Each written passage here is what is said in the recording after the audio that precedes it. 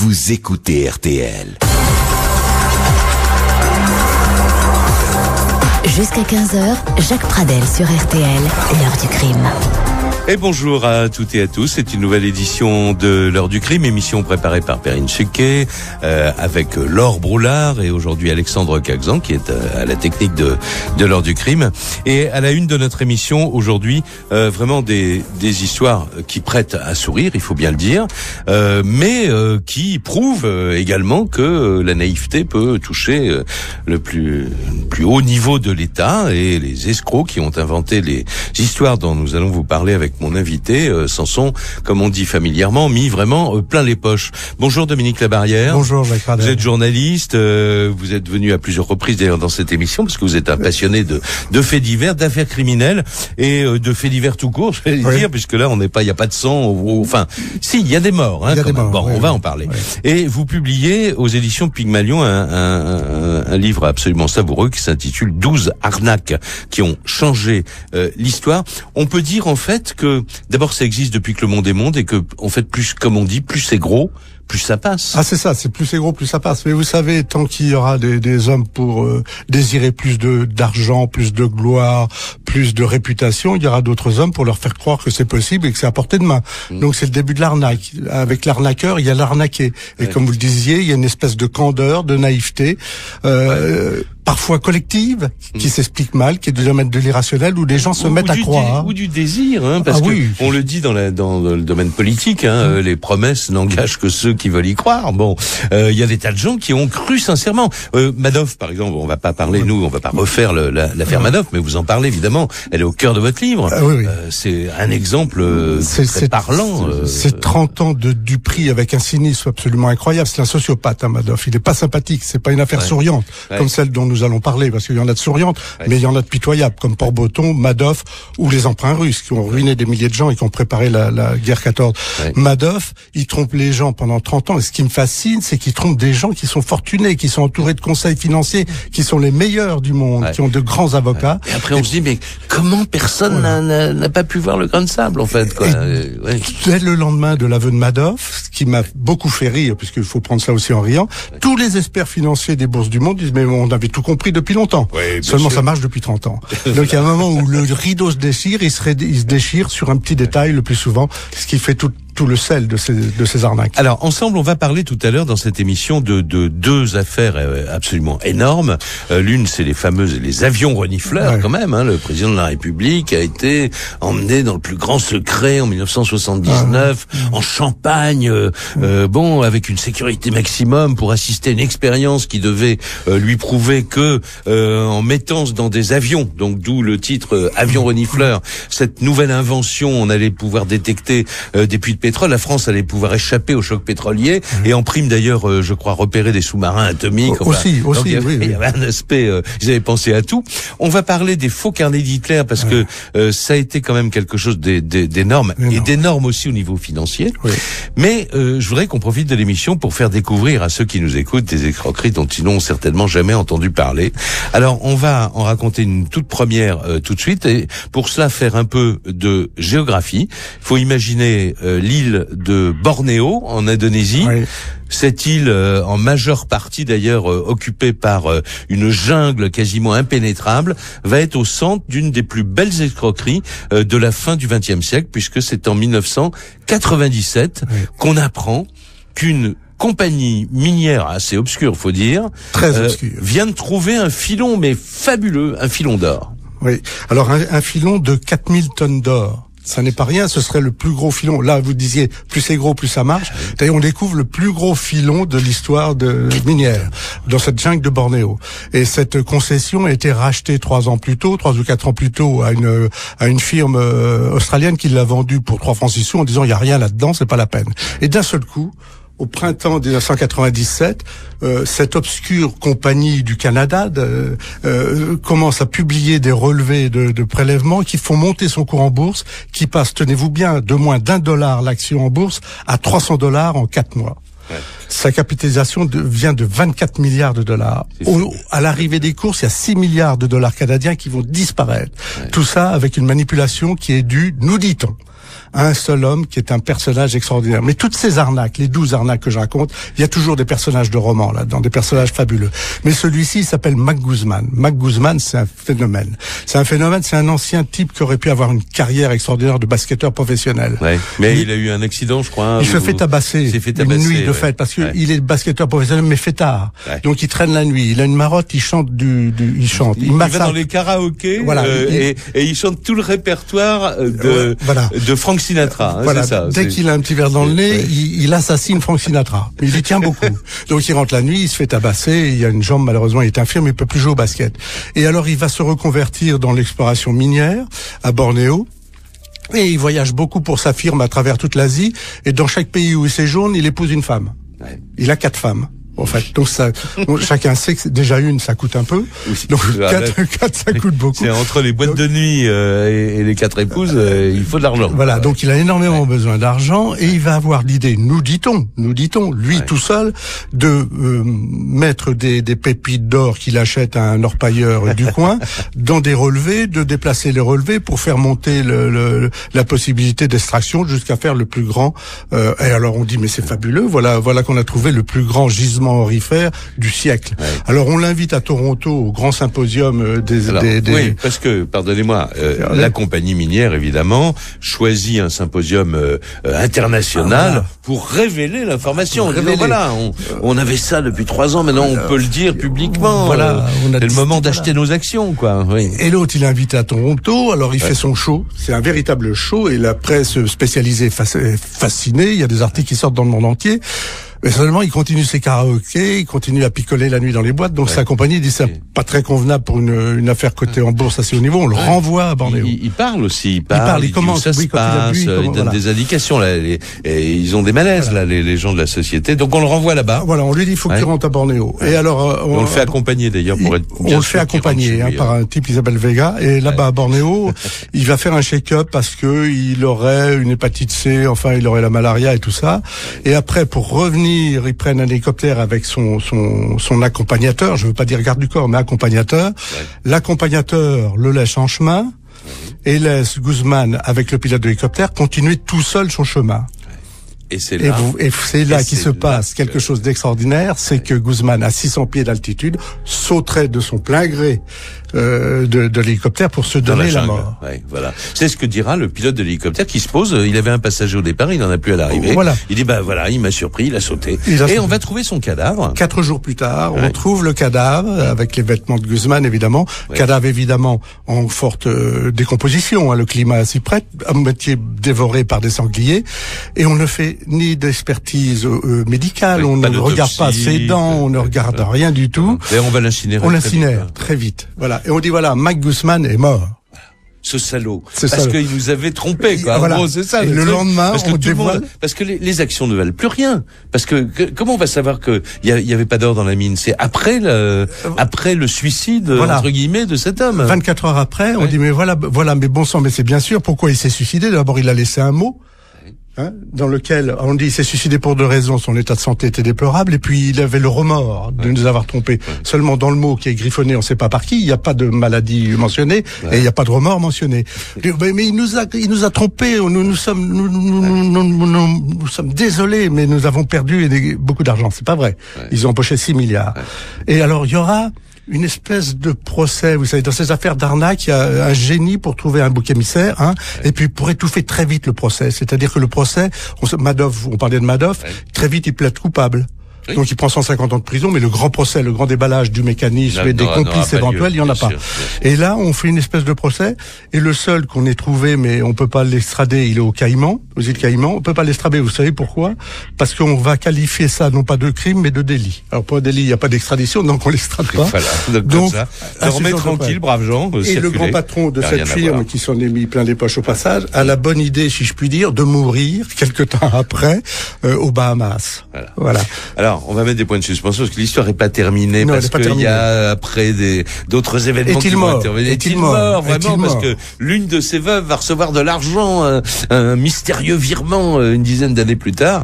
Mais enfin, c'est une des histoires absolument savoureuses que raconte dans son livre Dominique Labarrière, le livre qui vient d'être publié aux éditions Pygmalion. Il sort aujourd'hui. Et il sort aujourd'hui. Merci de nous en avoir donné la primeur sur RTL. 12 arnaques qui ont changé l'histoire, et c'est pas fini. Retour de l'heure du crime, Jacques Pradel sur RTL. Et l'invité de l'heure du crime aujourd'hui, c'est le journaliste Dominique Labarrière qui publie donc chez Pygmalion aujourd'hui 12 arnaques qui ont changé l'histoire. L'histoire de la mine là de Buzang, c'était un peu la mise en bouche. Maintenant, on va parler alors d'une affaire vraiment énorme dont tout le monde se souvient, je pense.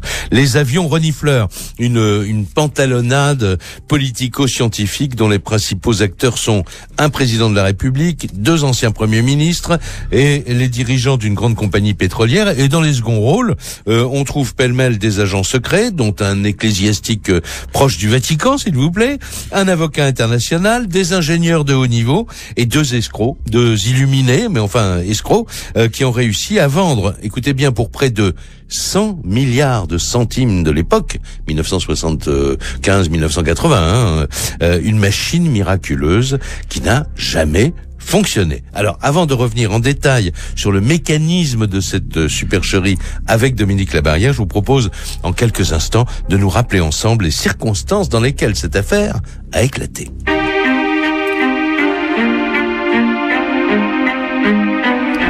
Nous sommes en 1976. Cette année-là, une société du groupe ELF, l'ERAP, entreprise de recherche et d'activité pétrolière, passe contrat avec les inventeurs d'un procédé miraculeux qui doit permettre donc de détecter depuis un avion des gisements de pétrole enfouis à de grandes profondeurs sous la terre.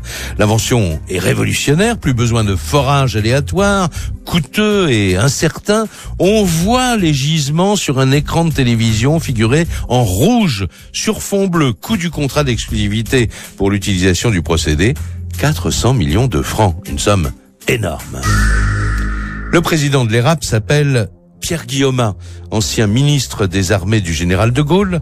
Le président de la République, Valéry Giscard d'Estaing, lui donne son aval à cette opération qui devrait donner à la France un avantage mondial dans le domaine de la recherche pétrolière.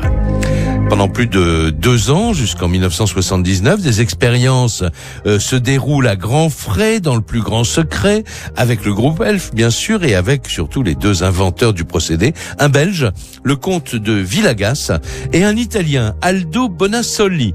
Malgré des résultats mitigés, il faut bien le dire, des sommes considérables sont donc englouties pour mettre au point la machine, qui se révèle très capricieuse.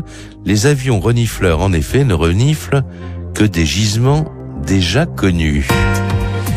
Le 9 avril 1979, le président de la République, Valéry Giscard d'Estaing, assiste près de Châlons en Champagne à une expérience non concluante. Et quelque temps plus tard, un savant français, un vrai savant, lui, Jules Horowitz, qui travaille au CEA, Centre de l'énergie atomique, prouve qu'il s'agit en fait d'une énorme supercherie scientifique. Les escrocs sont confondus, il reste à récupérer l'argent et surtout, il reste à faire en sorte que le secret le plus total continue à entourer cette affaire ubuesque qui montre l'extraordinaire naïveté des pigeons qui occupent tous des postes prestigieux au plus haut niveau de l'État. RTL, Jacques Pradel, l'heure du crime. Et les dessous de l'affaire des avions renifleurs, dans un instant, avec l'enquête de mon invité, Dominique Labarrière. Retour de l'heure du crime, Jacques Pradel sur RTL. Alors Dominique Labarrière, il faut dire que l'histoire est extrêmement complexe, elle est très drôle. Il y a beaucoup de personnages, je disais, dans les acteurs, il y a ce vicomte, il y a celui que j'appelle moi Aldo, c'est l'inventeur italien. Il paraît qu'il avait inventé avant, enfin quand on va commencer à s'intéresser à lui, un rayon de la mort ou un truc, une lunette pour écouter ce que se disaient les cosmonautes dans l'espace, non? Voilà, il avait inventé 2 choses absolument formidables. C'est une longue vue qui permettait d'entendre en même temps ce que disaient les astronautes dans l'espace. Et il avait inventé inventé un rayon qui pouvait détruire la matière, avec lequel il voulait détruire toutes les bombes atomiques du monde. Et ça marchait parce qu'il avait réussi à détruire 2 casseroles. Alors, voilà. Dans les personnages, il y a aussi, je parlais des services secrets du Vatican, il y a le révérend Père Dubois, paix à son âme, enfin bon, service secret du Vatican. Il y a Jean Violet, alors lui c'est un avocat international proche des services. Proche des services secrets, oui. Ouais. Et puis alors, toute la batterie des hommes politiques, les Guillaume, les Chalandon, jusqu'au plus haut niveau de l'État. Et même Antoine Pinet à un certain moment, puisque tout ça, il y a tout dans cette... Mais toutes ces arnaques, ces 12 arnaques sont des véritables petits romans. Et là, il y a des personnages, il y a des agents secrets, il y a des gens de l'Opus Dei, il y a tout ça. Et voilà que ces deux génies improbables arrivent à entrer en contact avec Elf et à empocher des millions. Ils achètent un Boeing 707, ils achètent un bateau, ils achètent un trois avions au total. Oui, 3 avions au total. Plus un hangar, plus un bateau de 20 mètres de long. 12 pilotes. Ben oui, bien sûr. À temps plein. Enfin, tout ça. Ils passent leur temps à se balader avec des spécialistes qui ont été nommés par les autorités politiques pour vérifier. Mais on leur a dit, on leur a donné des drôles d'indications. L'ordre de mission est très intéressant. J'ai retrouvé cet ordre de mission. On leur dit, vous êtes là pour comprendre, non pas pour douter. Et vous êtes là pour assister et non pas pour mettre des bâtons dans les roues. Ce qui fait dire, vous parliez de grande naïveté des politiques à l'époque, grande naïveté ou très grande rouerie. Parce que quand je regarde de près, j'ai regardé de près le rapport de la Cour des comptes, il y a un pré-rapport qui a existé, où l'on découvre que Vilgas touche de l'argent d'Elf, non pas à partir de 75, mais dès 1969. Et plusieurs millions. À quel titre? Il est déjà rémunéré par cette compagnie bien avant la crise pétrolière. Donc ce qui fait dire à Jean Cosson, conseiller d'État, dans un ouvrage qui est paru en 86, mais à qui a servi cet argent? Alors Jean Cosson accuse beaucoup Jacques Chirac, il accuse la droite. On dit, disons les choses, on dit que une grosse partie de cet argent, de ces millions, de ces centaines de millions, de ces centaines de milliards de centimes, ont servi à alimenter la caisse noire d'un certain nombre de partis politiques. Oui. Oui. Comme quoi, rien n'est tout à fait nouveau sous le soleil. Ça n'a jamais été prouvé. Mais non, ça n'a jamais été prouvé. Pour que ce fût prouvé, il aurait fallu un procès. Il n'y en a pas eu. L'histoire est passionnante de la manière dont vous le racontez, parce qu'on est vraiment dans les coulisses de l'histoire avec tous les rebondissements. C'est un véritable feuilleton. Il faut dire que l'affaire a été rendue publique le 21 décembre 1983 par le Canard enchaîné. Comme quoi, il y a une presse qui sert quelquefois à faire avancer les choses. À l'ami Péan. Mais exactement, c'est l'enquête de Claude Péan. Le scandale devient énorme dans un deuxième temps, parce que on s'aperçoit qu'il y a eu ce fameux rapport secret auquel vous faisiez allusion, mais qui est censé avoir été détruit. Il n'existerait qu'une seule copie sur le bureau du Premier ministre de Raymond Barre. Bon, alors, en fait, il n'a pas été détruit. Il n'a pas été détruit. Et alors, on va revenir après aux différents épisodes, mais d'abord, je voudrais qu'on entende quand même, on va entendre 2 ou 3 documents RTL de l'époque, parce que c'est très fort. Alors, il faut dire tout de suite quand même, pour le président Giscard d'Estaing, que il n'a pas trempé, comme on dit vulgairement, dans cette combine. C'est-à-dire que il a été, au contraire, celui qui, il l'explique d'ailleurs dans l'extrait qu'on va entendre maintenant à la télévision, en pleine bourrasque, le 22 décembre 83, le lendemain de l'article du Canard enchaîné, il va expliquer, le chef de l'État, que, qu'il faut tenir compte des intérêts de la France, et vous allez entendre un Giscard d'Estaing très affecté, mais aussi, vous allez le remarquer, très combatif. Si qui que ce soit prétend ou affirme que dans une affaire de ce genre ou de tout autre, j'ai cherché directement ou indirectement un avantage personnel, il sera poursuivi en diffamation dans l'heure suivante.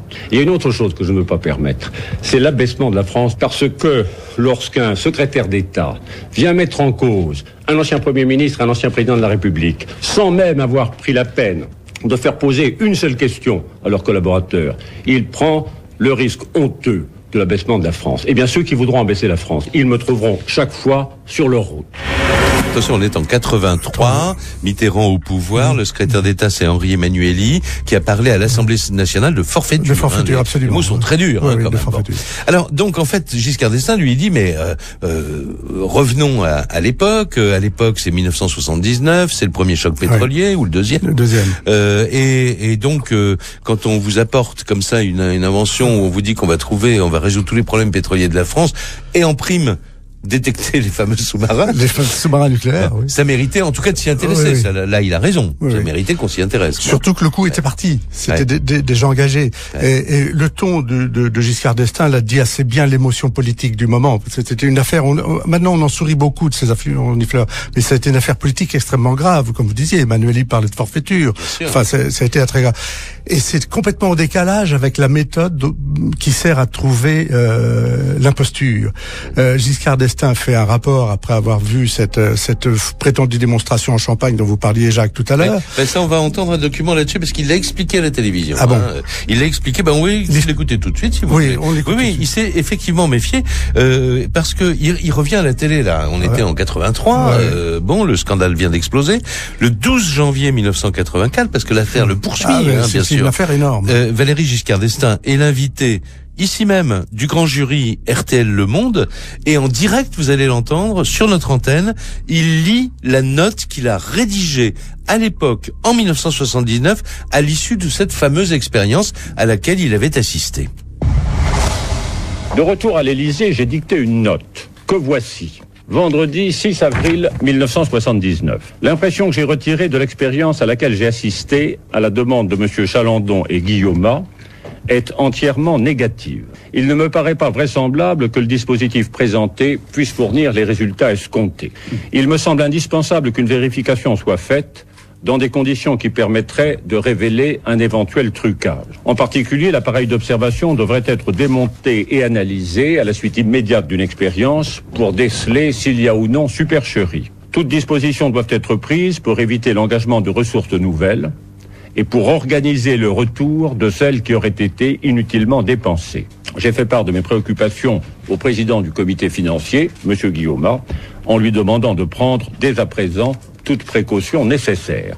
Et j'ai ajouté de ma main communiquer la substance à M. le Premier ministre. Ceci était le 6 avril 79, 2 mois après une intervention du ministre de l'Industrie. L'opération était interrompue.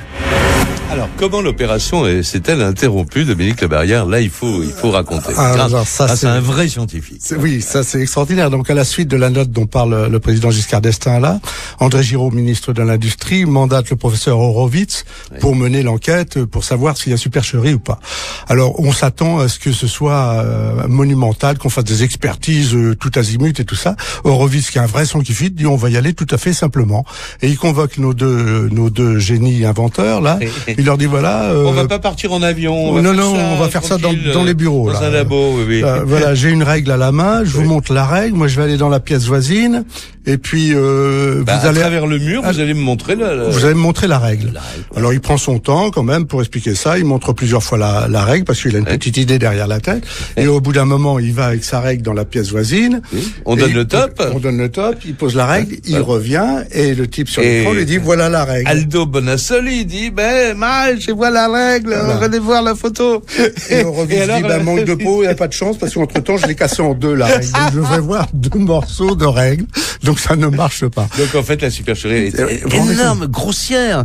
En fait, l'appareil faisait des photos. Il faisait des photos, de ce qu'on lui montrait. C'était l'appareil photo. Et après, il suffisait plus, comme dans un appareil photo automatique, de sortir la photo. Faire apparaître sur l'écran. Voilà. Mais bon sang, c'est bien sûr. Donc, avec une règle cassée en deux. C'est génial. Quand j'ai écrit quelque part, c'est le truc qui a coûté le moins cher dans cette affaire-là. C'est des milliards qui ont été engloutis avec cette histoire-là. Et il faut rendre à monsieur Jules Horowitz tout le mérite de ça, parce que ça montre que quand quelqu'un ne se laisse pas avoir ni par le contexte, ni par la naïveté, mais se dit finalement les 2 pieds dans la glace, alors réfléchissons et voyons ce qu'on peut faire, l'expérience était bien menée et ça s'est terminé, quoi, en fait. Ça a été terminé. On n'a jamais retrouvé l'argent. Il y a une belle formulation dans le rapport de la Cour des comptes, c'est-à-dire que nos deux inventeurs prodigieux On dit si jamais il y a retour à meilleure fortune, on remboursera. Voilà, bon, et on attend encore, en oui, fait. Oui, alors, parce que vous avez cité tout à l'heure les 3 avions, les 12 pilotes, le bateau. Il y a eu un château aussi qui était entièrement refait. Il a refait son château en Belgique, je crois, c'est ça. Oui, voilà. Donc l'argent n'a pas été perdu pour tout le monde. Sauf pour Bonassoli qui n'a jamais touché grand-chose finalement. Alors, Bonassoli. Alors, on va terminer avec lui puisque vous en parlez, parce que nous avons retrouvé dans les archives de la rédaction d'RTL une interview qui est savoureuse, je dois dire, grâce au talent de notre journaliste ici d'RTL, Henri Marc. On est le 5 janvier 1984, donc voilà, l'affaire a été éventée. On sait que tout le monde s'est fichu de tout le monde et que Monsieur Bonassoli n'a jamais rien inventé. Et Henri Marc l'invite sur RTL dans son journal et l'interroge. Alors, écoutez ce dialogue totalement étonnant. On vous accuse d'avoir truqué les expériences, d'avoir glissé des photocopies. Non, il n'y a rien de ça. Les Français, ils ont confisqué l'appareil. Si vous ne savez pas ça, je le dis maintenant. Mais ils l'ont confisqué après l'expérience. Non, avant. Pierre Mauroy vous accuse finalement d'être un escroc. Ah oui, et c'est pour ça maintenant que j'ai l'intention de présenter tout à l'Académie des sciences italiennes. Pas seulement les appareils, mais tout le dossier. Quand ça? Dans les jours qui viennent. Vous n'avez pas mis d'argent de côté, vous? Ah non, monsieur. Oh là là. Moi, je travaille très dur. Moi, je connais rien. Je connais pas les prix, je connais rien. Moi, je suis seulement de la partie scientifique. Vous avez des références scientifiques, monsieur? Moi, je travaillais à la télévision, je travaillais beaucoup de fois à beaucoup de choses. Hein. Est-ce que vous avez fait des études à l'Institut Fermi, comme on dit? Non, moi j'ai fait des études, je travaillais à l'Institut Fermi. J'ai travaillé beaucoup là. Vous êtes diplômé? Non, je ne suis pas diplômé. Eh oui, voilà, un homme qui travaillait beaucoup. Jacques, il travaillait à la télévision, c'est-à-dire qu'il réparait des télévisions dans son village.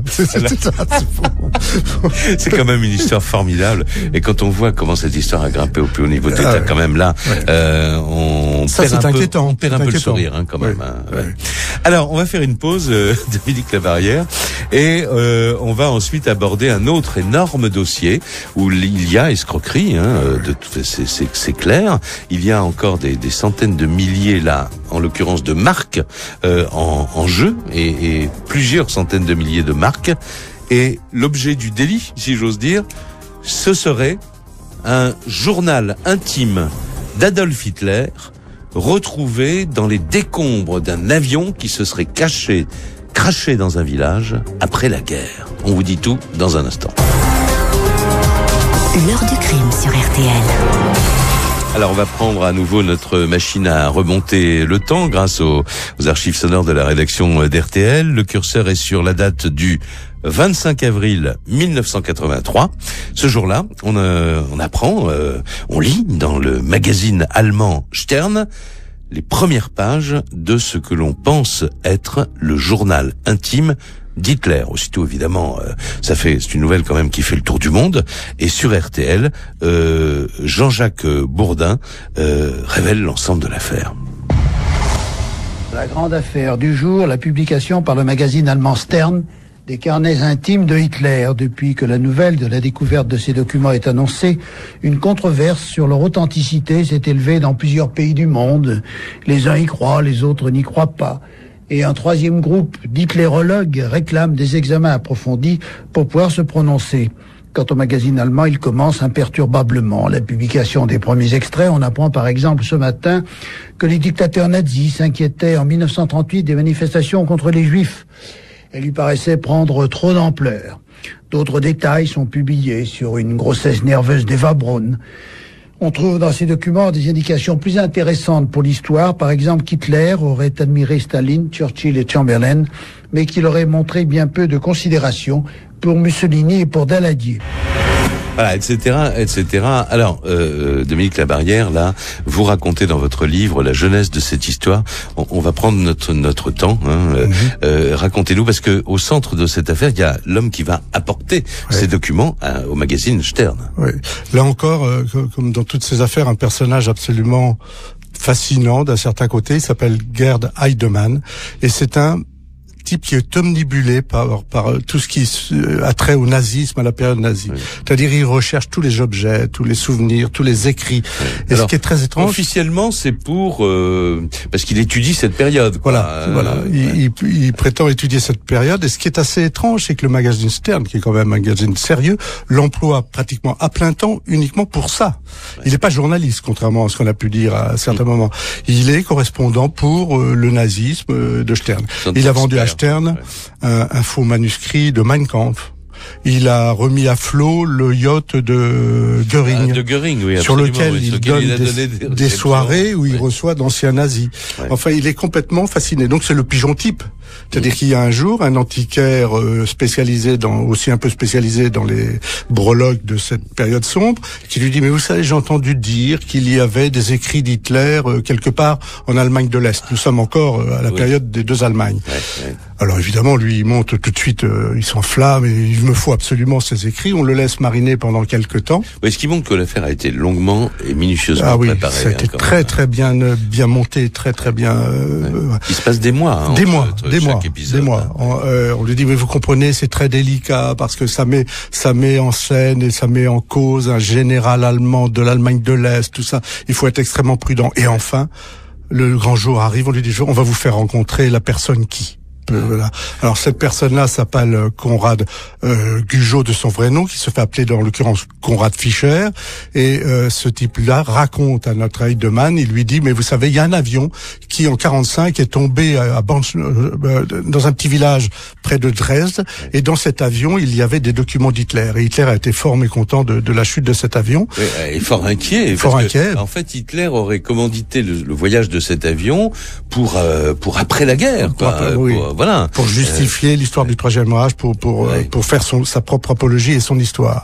Et l'autre dit: mais il faut absolument que je voie ces carnets. Vous n'allez pas voir ces carnets comme ça. Il y en a 27. Il faut montrer patte blanche. Et puis voilà. Et puis c'est 100 000 marks le carnet. Et puis après c'est 200 000 marks. Et après il y en a plus 27. Après il y en a 62. Et tout ça, on passe les carnets finalement dans des pianos. Des pianos qui sont fabriqués en Allemagne de l'Est, et on les passe. Clandestinement, soi-disant clandestinement. Voilà. Et alors, attendez, votre homme là, il demande à Stern d'ouvrir ses caisses. Voilà. Mais on lui ouvre un compte en banque spécial pour l'opération. 9 millions de marks. Ils ont acheté les carnets, 9 millions de marques, ils ont donné 1,5 million de marques à Heidemann pour ses services. 9 millions de marques, alors ce personnage est très extraordinaire de Konrad Fischer, le faussaire. Vous vous rendez compte qu'il a réussi à écrire 62 carnets cohérents sur 12 années de 33 à 45, et lorsque la police perquisitionne chez lui, elle va trouver plus de 500 ouvrages consacrés à Hitler, et il a compilé pour s'inspirer, pour écrire les... Et non seulement il a ça, Jacques, mais il a la transcription de toutes les prises de parole et de tous les discours d'Hitler depuis les débuts. C'est-à-dire qu'il y a une espèce... Vous vous rendez compte le travail qu'il a pu fournir. Autant on a vu qu'il y avait des types qui ne faisaient rien, pas grand-chose, comme mettre un peu d'or, mettre un peu d'or dans une mine ou un truc comme ça. Lui, il a bossé énormément.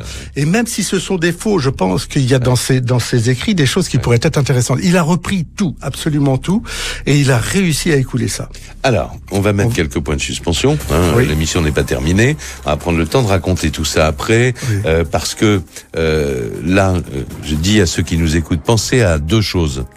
D'une part, personne n'a demandé d'expertise au départ de ces fameux carnets.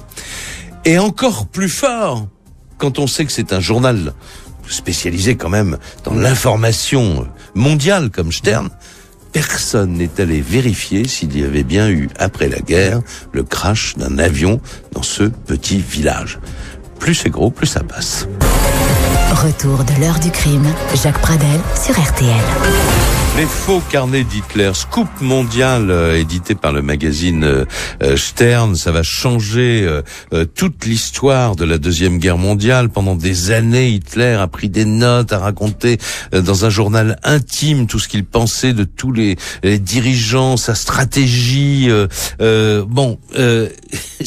Évidemment, l'histoire de Dominique Labarrière va s'effondrer. Et d'ailleurs, va s'effondrer d'une manière assez extraordinaire. Très simple, que vous racontez dans votre livre, c'est que lorsque Stern fait à la suite de la publication des premiers carnets, une conférence de presse. Il y a un journaliste qui lève le doigt et qui pose une question, mais ça c'est drôle. La question, c'est quoi? Est-ce que vous avez fait analyser l'encre? David Irving. Il y a un malaise. Non. Et l'écriture, vous avez un graphologue? L'écriture, c'est un petit peu après. Oui, d'accord. Mais là, c'est l'encre. Voilà. L'encre et le papier. Voilà. Eh ben non. Alors ils n'y ont pas pensé. Et alors l'encre, ni le papier, ni la cire du tampon avec les initiales d'Adolf Hitler sur chaque carnet, tout ça n'existait pas en 1945. Et après, il y a des Américains qui disent mais attendez, il y a un type aux États-Unis qui est un graphologue, il dit mais Hitler, il a pas fait une attaque cérébrale à un moment donné. Et quand on compare les écritures d'Hitler avant et après, il y avait des tremblements qui ont été décrits par tous les témoins de l'époque. Or, dans les carnets, l'écriture est uniforme.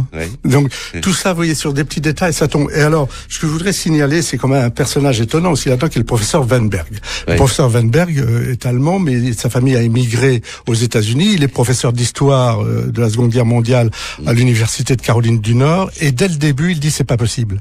Une cohérence sur aussi longtemps, c'est absolument impossible. Au moment de Nuremberg, personne n'a parlé d'écrit intime. C'est absolument impossible. Et c'est ça qui est fascinant dans ces arnaques, c'est que celui qui dit la vérité n'est pas entendu. C'est même pas qu'on l'écoute pas, c'est qu'il n'est pas perceptible. Il y a une telle intoxication, une telle cécité collective. Ça montre aussi la fascination collective pour le personnage d'Hitler. Voilà, mais on a la même chose avec Madoff. Il y a un économiste, Madoff américain, dont je parle et je retranscris dans le livre son analyse, qui dit dès le début, c'est banalement une chaîne de Ponzi, c'est une grosse arnaque, une bonne vieille ficelle. Personne ne l'entend. On veut pas l'entendre. Et là, on veut pas entendre ce professeur. Voilà. Il y a un refus. C'est ça qui est fascinant dans les arnaques. C'est-à-dire qu'il y a une cécité, une surdité collective à un moment donné. Tout le monde marche en même temps dans la même combine. Et ça aussi, c'est très inquiétant. Alors, cela dit, vous avez parlé de, je sais plus combien de millions, de 9 millions de marques. 9 millions de marques. Ça, c'est le coup. C'était pas la première fois qu'il faisait dépenser de l'argent à Stern. D'ailleurs, le même personnage, qui, quand même, disons-le, il a été condamné à 4 ans et demi de prison. Et le c'est Heidemann. Et le faussaire, lui, à 3 ans, je crois. 3 ans et demi, Mais on va y revenir dans un instant. Dans le passé, il avait aussi, dit à Stern qu'il avait retrouvé la trace de Martin Bormann. En Amérique du Sud. Ça coûte cher les voyages, il est allé chercher, tout, il a jamais trouvé. Ce qu'on a trouvé, c'est plutôt en Allemagne, un tibia exhumé beaucoup plus tard, en 98, je crois. Avec l'ADN. Avec l'ADN de Martin Bormann, etc. Alors, on va entendre un autre document à propos de cette affaire, un autre document qui a été diffusé à l'époque par RTL, qui avait bien sûr suivi l'histoire. Quand on dit scoop mondial, c'est un scoop mondial. Mais ça va se dégonfler finalement assez vite, puisque l'annonce des carnets d'Hitler, c'est fin avril. En fait, début mai, le 6 mai 1983, donc à peine un mois et demi plus tard, voilà, le poteau rose a été découvert. Le gouvernement ouest-allemand annonce officiellement que ces écrits sont des faux. Et en Allemagne, ce jour-là, le 6 mai 1983, pour RTL, Marc Leroy-Beaulieu revient sur cet épilogue de cette histoire incroyable. Le fameux journal intime d'Hitler est un faux. Les archives fédérales allemandes de Koblenz sont formelles. Les experts de la maison ont examiné, sur leur valeur historique, 7 des 60 carnets découverts par l'hebdomadaire Stern. Ils ont demandé des expertises au laboratoire ultra spécialisé de la police criminelle fédérale, le célèbre BKA, ainsi qu'à l'Institut fédéral d'examen des matériaux. Toutes les analyses concordent. Si tous les autres carnets sont pareils, ils sont également faux. Dans la reliure, on a trouvé des fibres synthétiques qui n'existaient pas avant la fin de la guerre, mais surtout, en raison de sa composition chimique, le papier utilisé n'a pu être fabriqué qu'après 1955. Cela exclut donc toute authenticité des documents. Et comme si cela ne suffisait pas, il y a aussi des erreurs historiques dans ce qu'il faut bien appeler maintenant le pseudo-journal d'Hitler. On en est là. Henri Nannen, le directeur du Stern, a annoncé qu'il tiendrait évidemment compte de cette expertise, mais que son journal poursuivrait néanmoins la publication des documents, dont certains exemplaires se trouvent actuellement pour analyse dans les laboratoires du FBI américain. Cela dit, même si ce journal d'Hitler, annoncé avec une publicité fracassante, est un faux, l'affaire n'est pas terminée pour autant. S'il y a un faux, il y a forcément un faussaire. Qui est-il et quels sont ses mobiles? Jusqu'à preuve du contraire, l'honnêteté du Stern et de ses journalistes n'est pas mise en cause. Mais la réputation de l'hebdomadaire ne serait certainement pas amoindrie s'il donnait maintenant enfin ses sources et s'il remontait la filière. Voilà, et en fait, Stern, donc on l'a dit, Dominique Labarrière, Heidemann est condamné à 4 ans et demi de prison. Oui. Il est accusé d'enrichissement personnel. Voilà, enrichissement personnel. Et puis l'autre, Cujo, donc condamné à 3 ans et demi d'emprisonnement. Il va mourir en 2000 d'un cancer du larynx. Et après s'être converti dans la fabrication de faux tableaux, qu'il appelait les véritables contrefaçons. Ah oui, de faisait du Picasso, des Van Gogh et tout. On se refait pas, finalement. Et alors Stern, évidemment, les ventes de Stern se sont effondrées après. Pendant des années. Ça, c'est la vraie sanction. C'est la vraie sanction du public. Ouais, du public. Et on a fait le compte. Vous avez fait le compte puisque vous le publiez dans votre livre. L'estimation de la perte financière globale de Stern dans cette affaire, c'est énorme. C'est vrai. 19 millions de marks. Ouais. On parlait de cécité, mais comment toute une équipe journalistique dont le doute doit être la culture a pu aller aussi loin financièrement sans vérifier des choses aussi élémentaires. Vouloir rencontrer simplement vous savez que le général qui était mis en cause, c'était pas un général, c'était un employé de gare. Oui. De vérifier ces choses-là, on les vérifie pas. Et l'histoire de l'avion, quoi. On n'a même pas été voir s'il y avait eu un crash, quoi, quand même. Et alors, pour sa défense, parce que Heidemann va se battre comme un chien jusqu'à la fin. Oui. Et pour sa défense, il va dire, oui, mais bon, alors maintenant, je vais vous le dire. Vous avez fait remarquer tout à l'heure, c'était la période des 2 Allemagnes. Oui. Eh bien, je travaillais pour la Stasi et on voulait, discréditer la presse bourgeoise. Discréditer la presse bourgeoise. Donc, personne ne l'a cru. C'est une opération réussie. Voilà. Bon, voilà. Alors, je vous remercie beaucoup, Dominique. Merci à vous, Jacques Pradel. On a parlé de 3 des 12 arnaques qui ont changé l'histoire. C'est le titre de votre livre qui paraît aujourd'hui chez Pygmalion. Donc, il en reste beaucoup. Je m'adresse à ceux qui écoutent cette émission et même sur les histoires qu'on vous a racontées, il y a énormément de détails, évidemment. Parce que ça, c'est de la méticulosité de l'enquêteur. Merci beaucoup, Dominique Labarrière. Merci, Jacques Pradel. L'émission est terminée. On retrouve Flavie Flamand dans un instant.